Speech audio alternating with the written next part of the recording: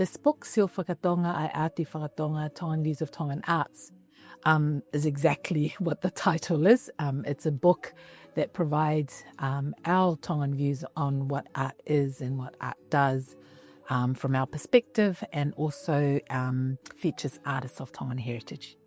This book is an indigenous Tongan view of art, and also the categorization of art into three genres, which is Faiva, tufunga, and nimamea'a, namely performing arts, material arts, and fine arts. This is the way Tongans have been thinking about art, since our ancestors going back 3,000 years ago to today.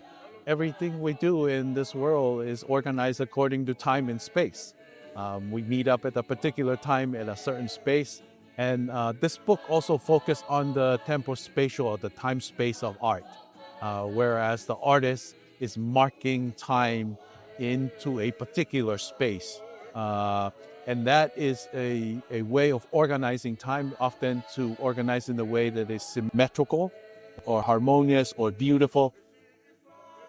Our genres is actually very cyclical, so our art forms, there is no categorization and classification as to you're a contemporary artist and you're a traditional artist and you're a heritage artist. Basically, you are in the genre and you can trace that lineage back to our ancestors like Maui Tangaloa, Kekuleo. Having that understanding that there's a lineage which tracks right back to our ancestors, but also there's room for you to adapt and innovate and create and add to this lineage. Art is a component of culture. Cultures include language, includes many other things, including art.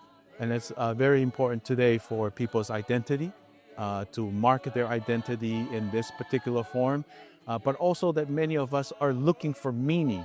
And this is where meaning comes from for us, comes from our art or within our culture that provides that meaning, especially when it connects us to our ancestors, to our tipuna, to our tufunga in that particular way. And today we live in the modern world, but we still want to connect to our past.